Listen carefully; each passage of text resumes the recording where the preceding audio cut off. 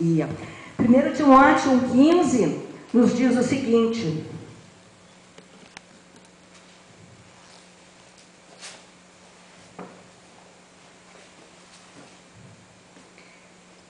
fiel é a palavra e digna de toda aceitação, que Cristo Jesus veio ao mundo para salvar os pecadores, dos quais eu sou o primeiro. Então, Cristo Jesus veio ao mundo para salvar os pecadores. Em Lucas 19:10 está escrito assim: porque o Filho do Homem veio buscar e salvar o perdido. Filho do Homem, um título que era dado a Jesus. Ele veio buscar e salvar o perdido. É a missão de Jesus, buscar e salvar o perdido. É aquele primeiro grupo de pessoas que Jesus escolheu para segui-lo. Jesus deu um desafio àquelas pessoas. Está escrito em Mateus 4,19. Jesus disse: vinde após mim e eu vos farei pescadores de homens. Aqueles homens, a maioria, pescadores de peixes. Agora Jesus queria fazer deles ganhadores de almas, pescadores de homens. O último grupo que esteve com Jesus quando ele subiu ao céu, o último grupo que esteve com ele ali quando da sua ascensão, recebeu também a seguinte ordem. Mateus 28:18, uma passagem bem conhecida de todos nós. Diz assim: toda autoridade me foi dada no céu e na terra. Ide, portanto, fazei discípulos de todas as nações, batizando-os em nome do Pai, do Filho e do Espírito Santo, ensinando-os a guardar todas as coisas que vos tenho ordenado. E Atos 1:8. São bastante textos, vocês podem só escutar, não tem problema. Também é um texto bem conhecido. Jesus disse assim: mas recebereis poder ao descer sobre vós o Espírito Santo, e sereis minhas testemunhas, tanto em Jerusalém, como em toda a Judéia e Samaria, e até Atlântida Sul, até os confins da terra. Amém? Você sabe o que significa a palavra cristão? Todos dizemos: nós somos cristãos, mas você sabe o que significa? Significa como Cristo. Se você é cristão, você é como Cristo. Você tem que fazer as coisas que Cristo fazia. Amém? Amém. Amém. Jesus foi um ganhador de almas, mas ele foi aonde as pessoas estavam. Jesus pregou nos montes, nas ruas, ele foi em casa de pecadores, ele pregou para prostitutas, ele esteve nos mares, ele esteve à beira do caminho, ele esteve num poço com sede, e lá ele pregou para aquela mulher, que lá chegou a mulher samaritana. Então Jesus foi onde as pessoas estavam, e ele foi criticado por isso. Ele esteve na casa de Zaqueu. Zaqueu era um publicano, era um cobrador de impostos, eram pessoas odiadas. Os judeus odiavam os publicanos, porque eles cobravam os impostos do povo, e era uma nação que oprimia o povo. Então eles tinham que pagar o imposto para uma nação que os oprimia. Por isso os publicanos eram odiados. E Zaqueu, ele não era somente um publicano, diz a palavra que ele era o maioral dos publicanos, ele era chefe dos publicanos. E Jesus foi à casa dele, e o que resultou na conversão dele e da sua casa, diz a palavra. Então, ele foi criticado por isso, mas Jesus nos encoraja. Em Lucas 14:23, está escrito assim: vá pelos caminhos e atalhos, e obriga a todos a entrar, para que fique cheia a minha casa. Amém. Aleluia. Glórias a Deus. Onde é o seu campo missionário? Talvez você diga assim: mas eu não tenho chamado para ir para a China, para ir para a Índia, para ir em uma certa tribo. Mas seu campo missionário talvez esteja bem próximo de você. Talvez você abra a porta, dê uns passos, seja do outro lado da rua, seja o seu campo missionário. Ali onde mora o seu vizinho, ali onde mora seu conhecido. Talvez o seu campo missionário seja a sua casa, e casa na Bíblia tem um sentido de geração. Seja o seu campo missionário, seja no meio dos seus parentes, no meio da sua família. Talvez seja ali o seu campo missionário. Talvez seu campo missionário seja onde você trabalha, onde você estuda. Talvez seja no ônibus. Não sei onde é o seu campo missionário, mas o seu campo missionário está todo dia diante de você. Glória a Deus. Algo que Jesus jamais disse: vá à igreja e ore para que Deus envie pessoas para dentro dela. Não, Jesus ia até as pessoas. Jesus ia até os necessitados. Jesus ia onde eles se encontravam. E Jesus disse no texto que acabamos de ler: vá e força-os a entrar. O reino de Deus é tomado por esforço, é tomado à força. Vá e force as pessoas, porque as pessoas sem Jesus, elas estão perdidas.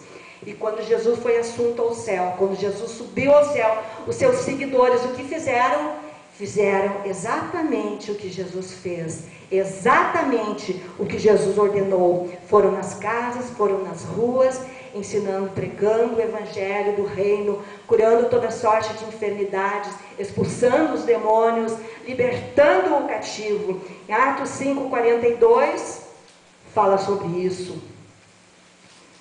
Nos diz assim, Atos 5:42: e todos os dias, no templo e de casa em casa, não cessavam de ensinar e de pregar Jesus o Cristo. Glórias a Deus. Oh, Jesus, glória a Deus, Pai. Glória a Deus. Aleluia. Glória a Deus. Jesus disse: vá e traga-os. Queridos, nós oramos para que as pessoas sejam salvas. Está errado? Não, está certo, devemos fazer isso mesmo. Devemos orar pela salvação das pessoas. Mas se nós ficarmos apenas orando, elas continuarão perdidas.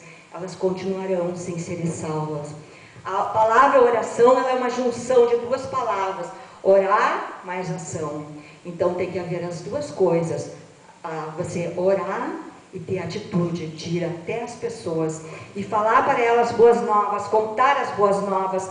Romanos 10, 13 e 14 nos fala sobre isso. Diz assim: todo aquele que invocar o nome do Senhor será salvo. Como, porém, invocarão aquele em quem não creram? E como crerão naquele de quem nada ouviram? E como ouvirão se não há quem pregue? Glórias a Deus. Então, nós devemos ser, primeiro ponto, devemos ser ganhadores de almas, porque Jesus o era, e Ele é o nosso modelo. Segunda razão, porque devemos ser ganhadores de almas, porque a colheita é grande. Mateus 9:37 fala sobre isso.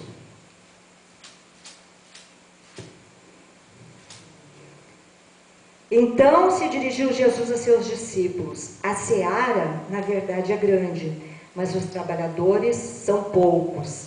E agora o 36, um atrás.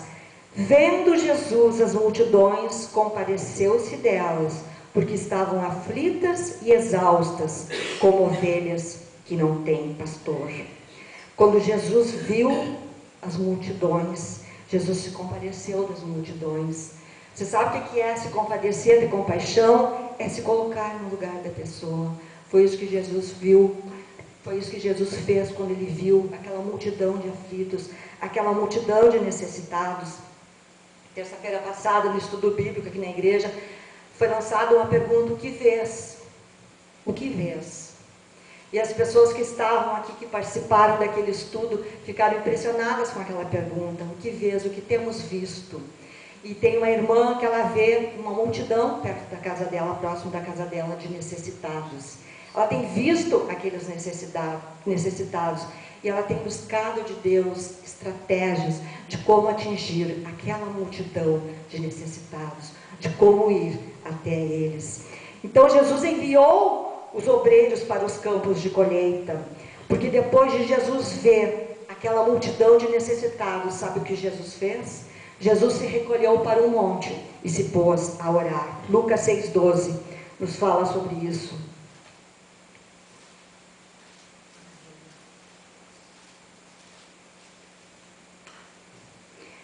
Naqueles dias, retirou-se Jesus para o monte a fim de orar, e passou a noite orando a Deus.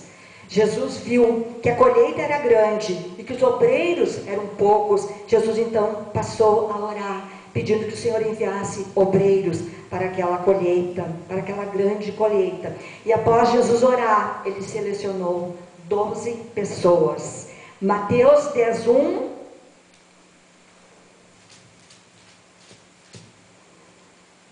Tendo chamado os seus 12 discípulos, deu-lhes Jesus autoridade sobre espíritos imundos para os expelir e para curar toda sorte de doenças e enfermidades. Então Jesus escolheu 12 e capacitou-os, capacitou aquele povo.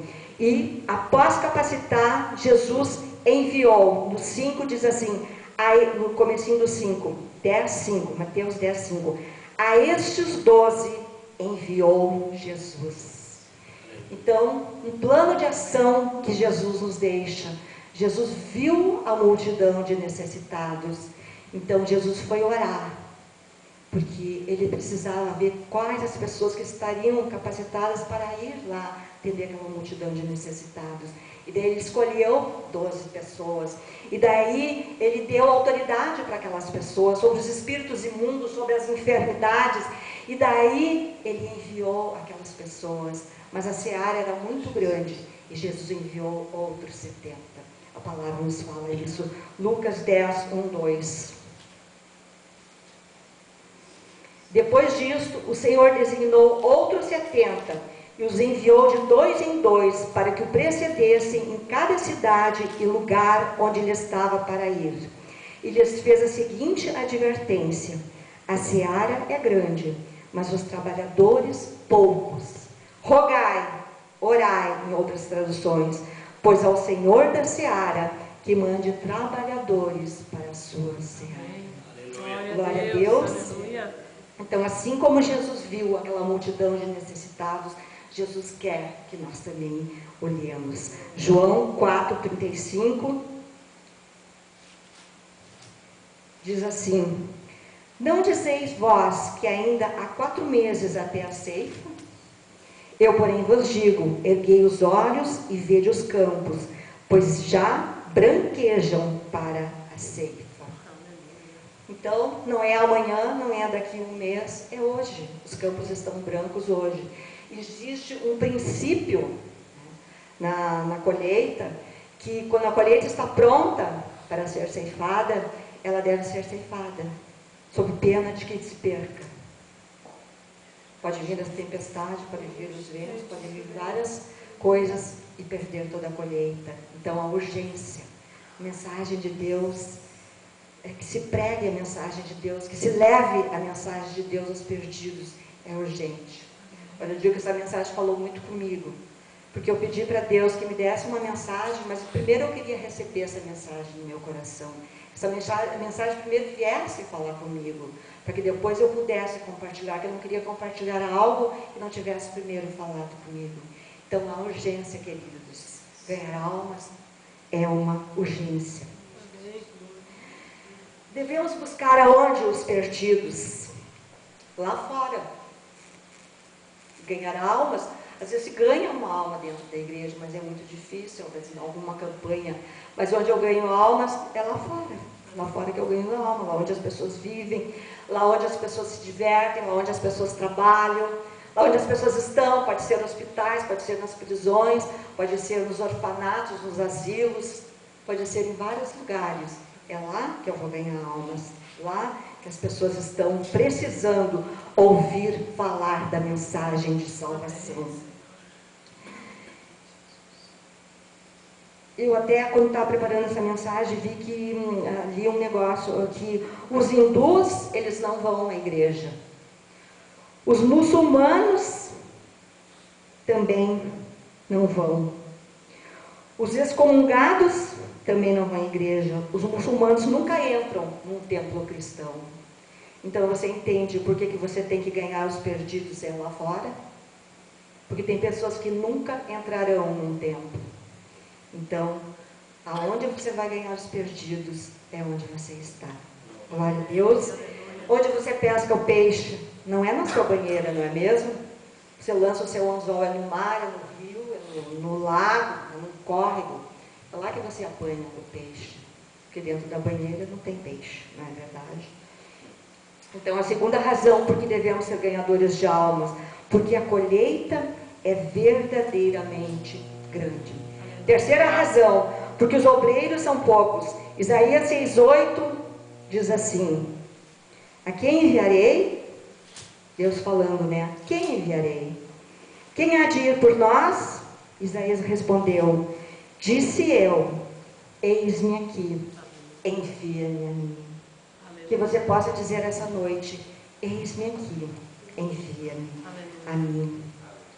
Glória a Deus. Então precisamos ganhar almas, os obreiros são poucos, e você é chamado esta noite para ser esse ganhador de almas. Glória a Deus. Precisamos ganhar almas porque bilhões de pessoas ainda precisam ouvir. Nascem por ano mais ou menos 70 milhões de pessoas em todo o mundo. E somente em torno de 4% desses 70 milhões de pessoas têm acesso à palavra de salvação. Olha a nossa responsabilidade, né? Sem Cristo, as pessoas estão perdidas.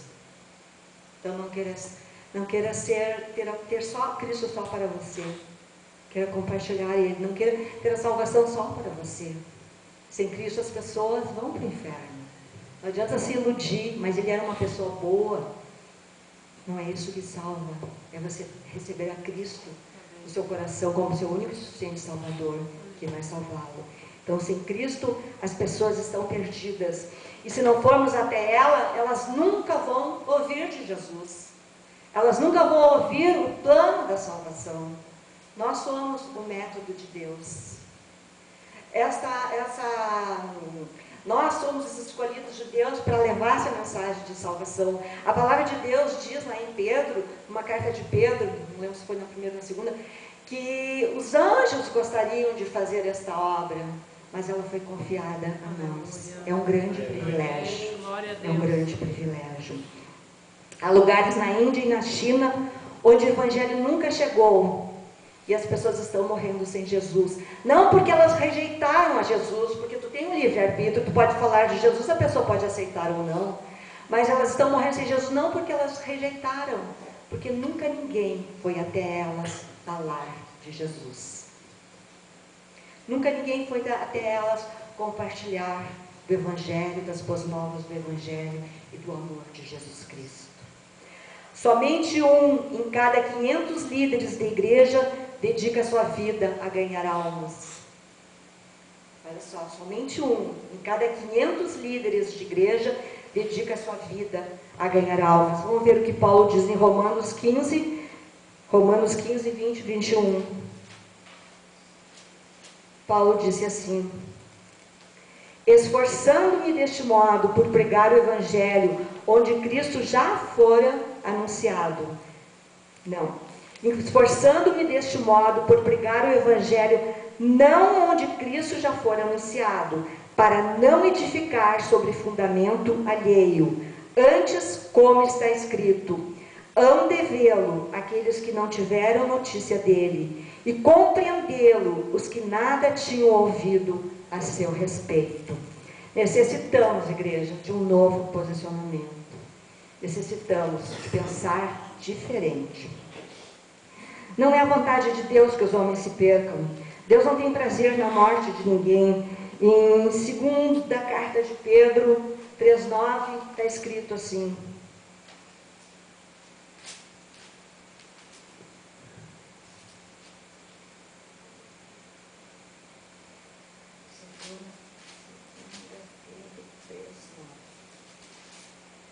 não retarde o Senhor a sua promessa, como alguns a julgam demorada. Pelo contrário, Ele é longânimo, Ele é paciencioso para convosco, não querendo que nenhum pereça, senão que todos cheguem ao arrependimento. Então a gente pensa, ai, como tarda, né? Como tarda essa volta de Jesus. Nós ansiamos pela volta de Jesus, mas Jesus não quer que ninguém se perca. Muitas vezes estamos sendo egoístas, né? Jesus não quer que ninguém se perca. E sabe por que as pessoas se perdem? Porque eu e você não temos anunciado as boas novas. Temos dormido, a igreja muitas vezes tem dormido. Provérbios 10, 5.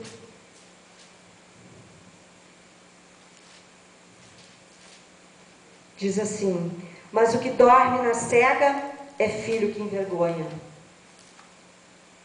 Temos sido filho que envergonha muitas vezes, porque enquanto estamos dormindo na cega, as pessoas estão morrendo sem Jesus. Temos nos omitido. Tiago 4,17, ele fala sobre isso. Se sabemos que devemos fazer o bem e não fazemos, está aqui, vou ler aqui, 4,17. Portanto, aquele que sabe que deve fazer o bem e não faz, nisso está pecando. Pecado de omissão. Você sabe que pesa sobre você essa responsabilidade de anunciar as boas novas, de ganhar almas. Se você não faz, você está pecando. Então, devo ser um ganhador de almas, porque os obreiros são poucos. Eis-me aqui, Senhor, envia-me a mim. Quarta razão, por causa da grande incumbência. Há uma grande incumbência deixada por Jesus, há uma grande comissão deixada por Jesus. Em Marcos 16:15, ele disse assim: disse Jesus: ide por todo o mundo e pregai o evangelho a toda criatura. É a grande comissão, é a grande incumbência. O ide é para quem? O ID não é para o pastor, o ID não é para o evangelista, o ID não é para o presbítero, o ID não é para aquela irmã que é tão ungida. Não, o ID é para todos, a chamada é geral. O ID é para mim, o ID é para você. Todo cristão, ele tem 3 ministérios sacerdotais. Ministrar ao Senhor. Como que nós ministramos ao Senhor? Através do nosso louvor, através da nossa oração, através da nossa adoração.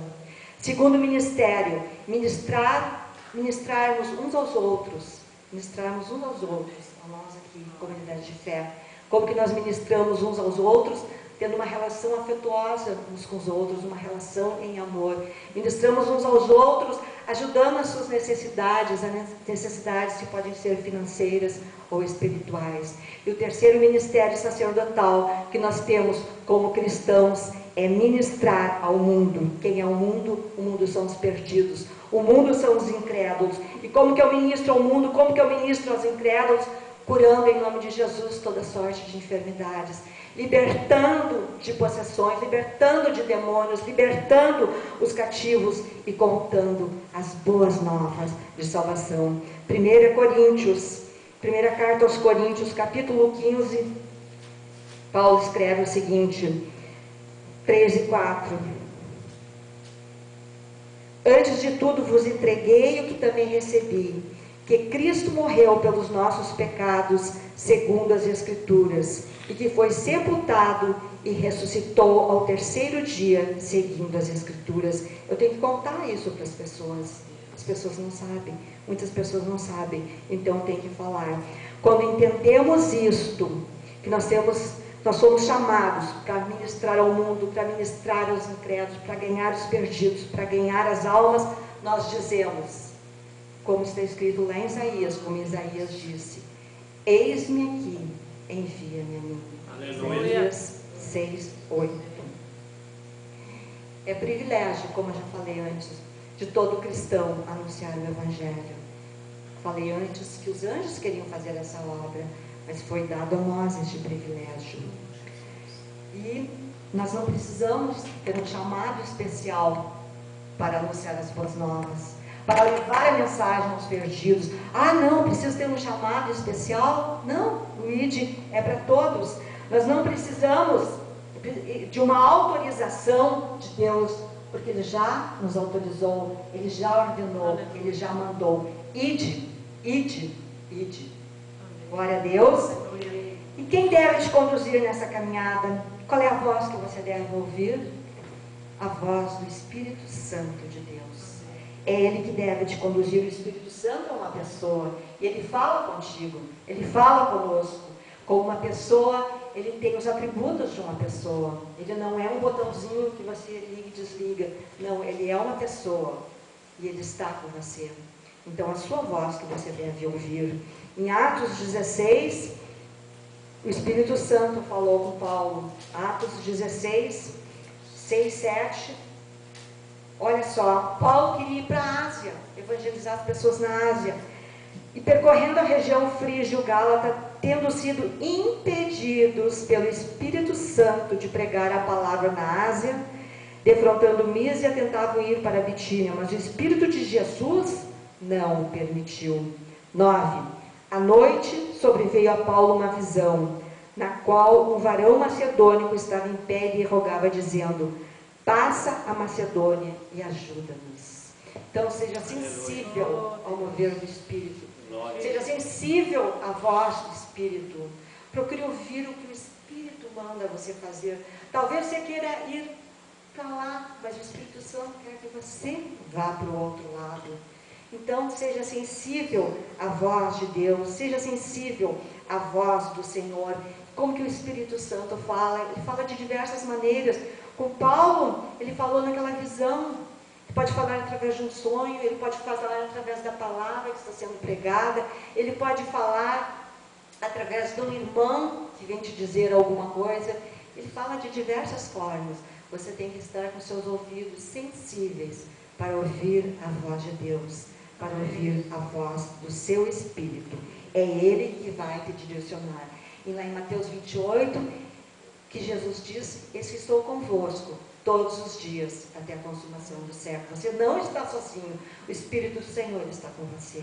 O Espírito do Senhor mora em você.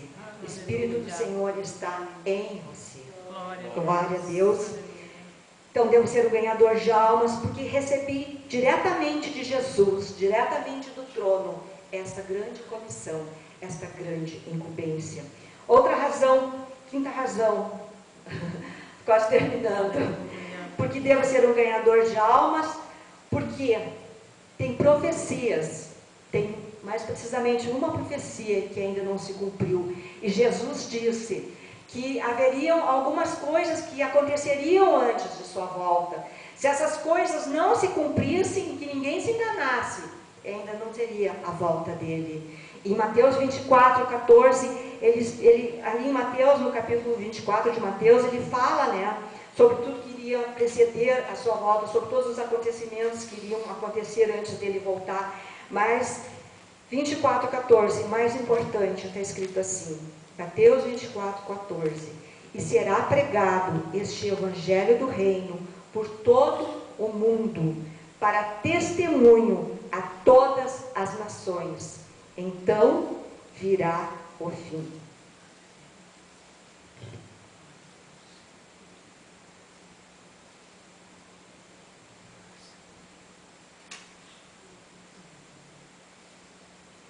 Lucas 24, 47.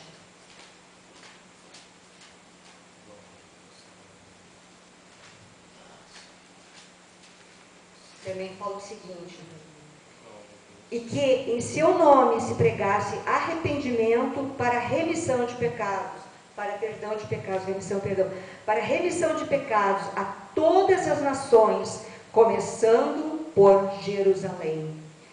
Queridos, a palavra nação, no original hebraico, no original grego, aliás, ela quer dizer etnos. E etnos é um grupo de pessoas com identidade linguística e cultural única, ímpar, ninguém tem igual. Só eles falam aquela língua, só eles têm aquela cultura. E na Índia existe mais ou menos 2.000 desses grupos de pessoas, desses grupos étnicos. Existe mais ou menos 2.000. E a maioria deles ainda não ouviu falar sobre Jesus. A maioria desses grupos não tem sequer um versículo bíblico na língua deles. Então, você acha que Jesus pode voltar hoje? João teve uma visão celestial. Apocalipse, o apóstolo João em Apocalipse, capítulo 7, ele teve uma visão profética. Ele teve a visão dos glorificados, está escrito aqui na minha Bíblia. Está escrito assim: depois destas coisas, vi, e eis grande multidão, que ninguém podia enumerar, de todas as nações.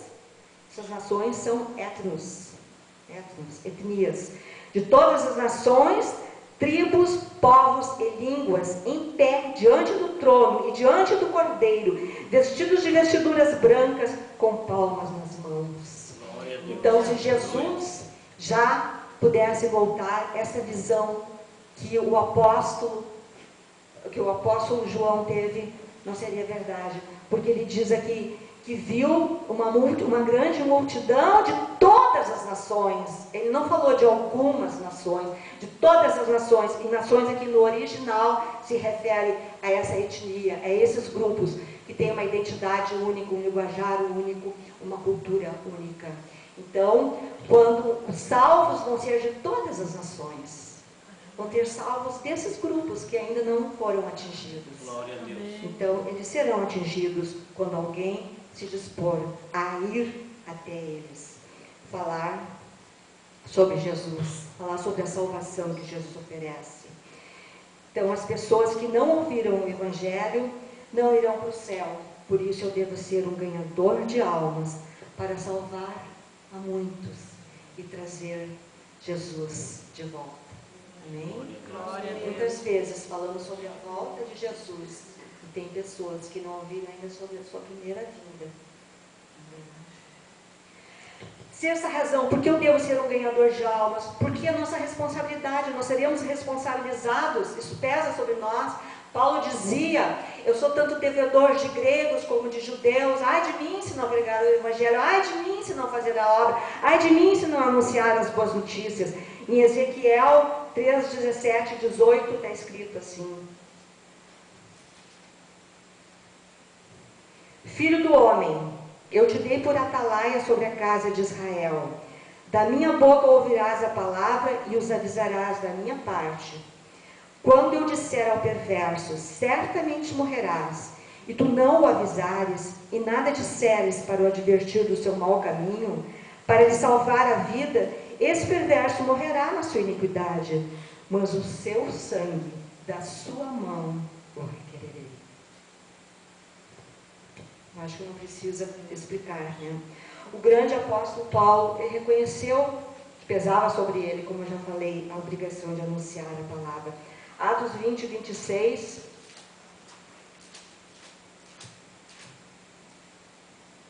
Ele diz assim: portanto, eu vos protesto no dia de hoje, que estou limpo do sangue de todos. Como que ele podia falar com tanta veemência, com tanta força, com tanta segurança que ele estava limpo do sangue de todos? Porque ele tinha cumprido o ID. Ele tinha sido fiel ao ID de Jesus. Lendo os versículos anteriores, diz assim o 18: E quando se encontraram com ele, disse-lhes: Vós bem sabeis como foi que me conduzi entre vós em todo o tempo, desde o primeiro dia em que entrei na Ásia, servindo ao Senhor com toda a humildade, lágrimas e provações que pelas ciladas dos judeus me sobrevieram, jamais deixando de vos anunciar coisa alguma proveitosa, e de vou-la ensinar publicamente e também de casa em casa, testificando tanto a judeus como a gregos o arrependimento para com Deus e a fé em nosso Senhor Jesus Cristo. Amém? Então ele podia dizer: estou limpo do sangue de todos, porque ele tinha cumprido a sua incumbência, ele tinha cumprido a grande comissão.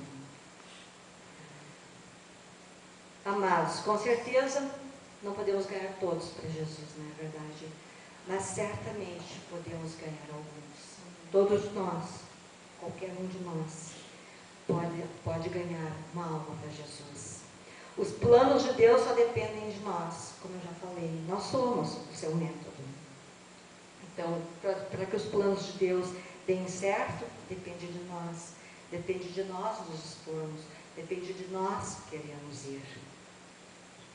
Muitas vezes o medo nos assalta, a incredulidade nos assalta, os desentendimentos, a censura vem sobre nós. Mas não deixe que isso te domine, não deixe que isso impeça você de ir. Você é um escolhido de Deus para ir e levar as boas novas àqueles que ainda não conhecem. E quando você se dispor a ir, dedicando o seu tempo, dedicando muitas vezes dos seu dinheiro, dos seus bens, dos seus talentos, né? Vencendo suas limitações, que todas nós temos as nossas limitações, as nossas dificuldades. Quando nós fizermos isso, então vamos ler o que está escrito em Ezequiel 3:19.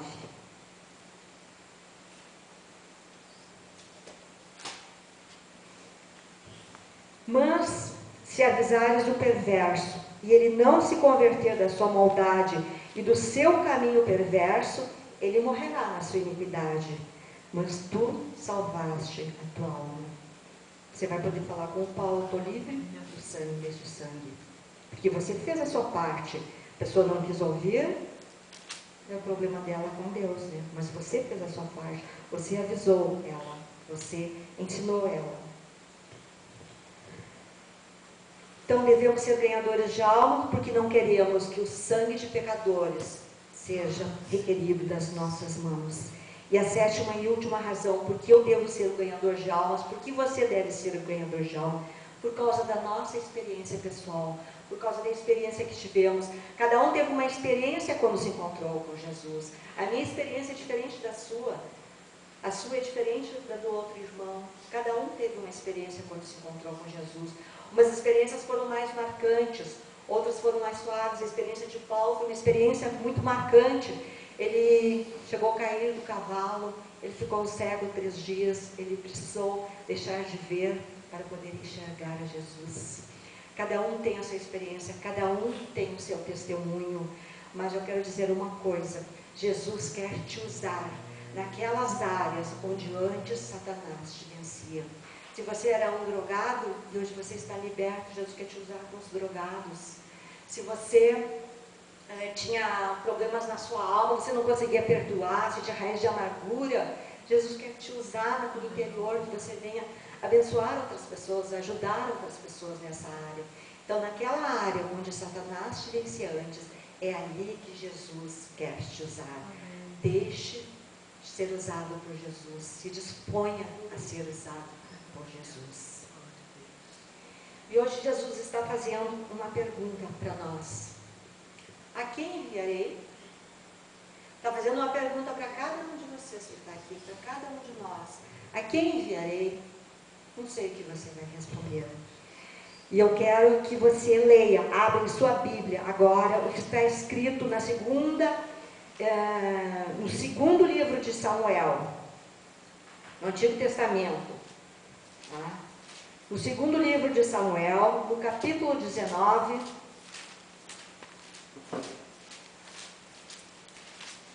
no versículo 12. Segundo livro de Samuel, capítulo 19, versículo de 12. Quero deixar esta pergunta final com vocês, que vocês possam meditar nas suas casas sobre esta pergunta. Diz assim a palavra do Senhor: vós sois, meus irmãos,